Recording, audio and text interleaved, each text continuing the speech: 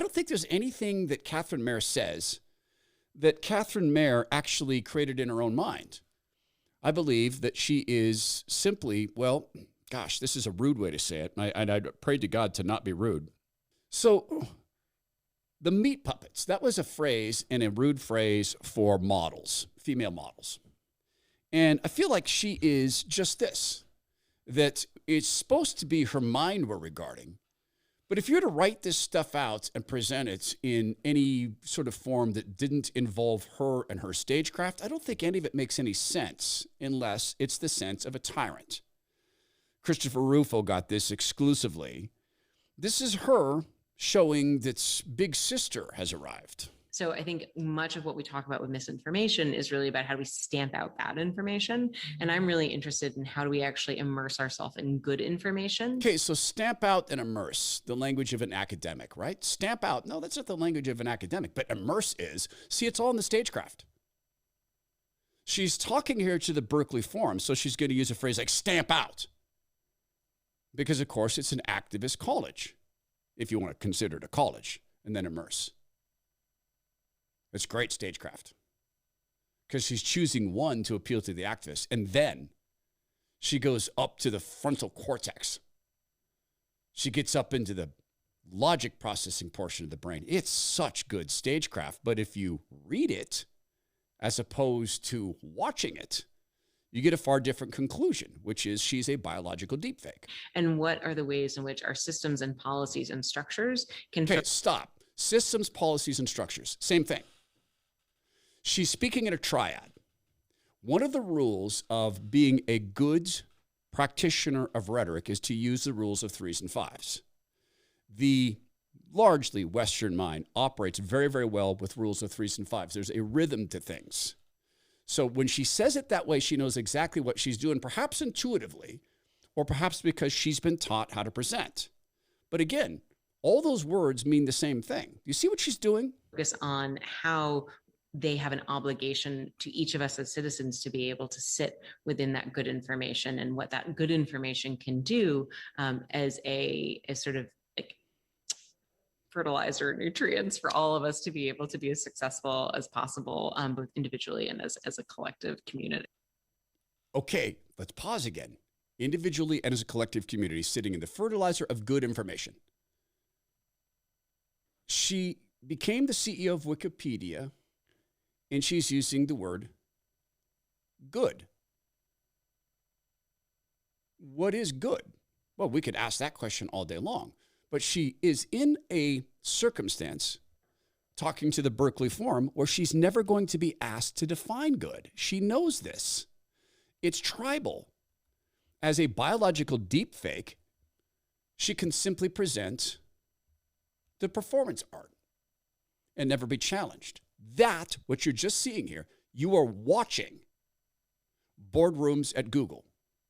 And I know that they finally had to arrest these people who protested and Google, what is it? You can't hide. We charge you with genocide. And then they found themselves being arrested and taken out of the Google HQ, which is sort of entertaining.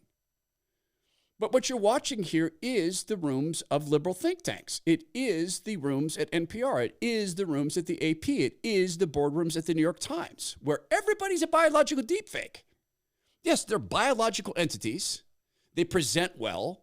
Just about everybody in those circumstances knows how to present using the rules of rhetoric.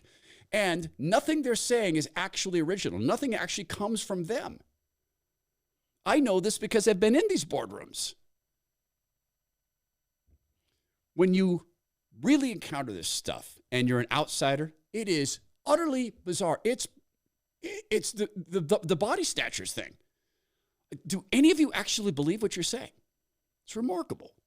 Katherine Maher became the CEO of a journalism enterprise back from a career at Wikipedia and the Atlantic Council.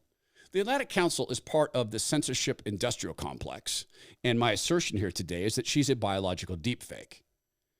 This is not saying that she's not a real person.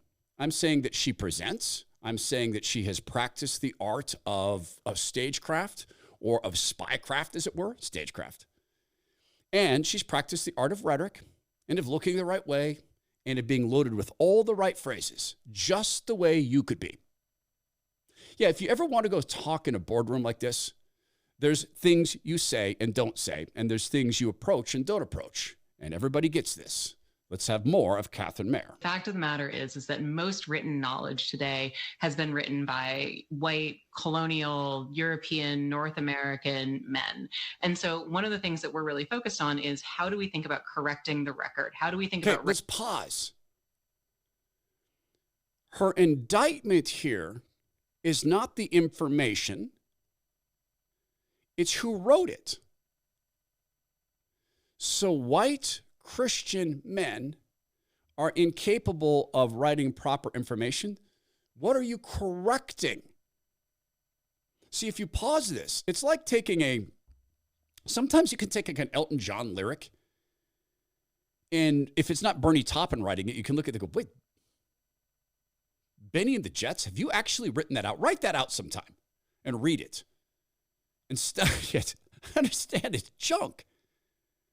In this case, she makes this indictment based upon skin color. That works in boardrooms because people nod. Absolutely, absolutely, yep, absolutely. Yeah, we got to correct that. Correct what?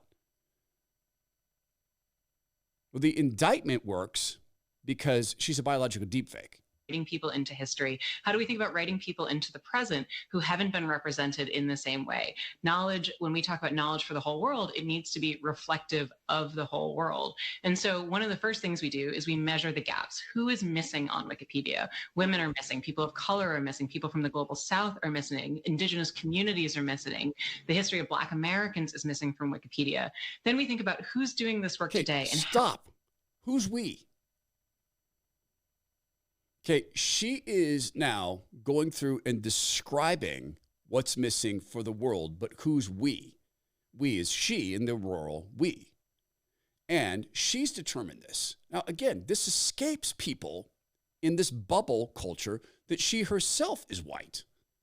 She herself lives in what you might call a colonial country. She herself is making these judgments, but it eludes these people because they're biological deepfakes. This is just a regurgitation of things college professors have said to her.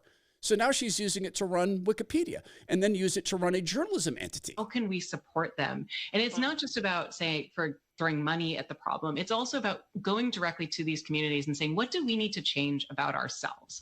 You know, what about the experience of editing Wikipedia? What about the culture of Wikipedia? What about the policies of Wikipedia? Okay, do you see she did the Triad again? People, culture, policies. See, it's stagecraft.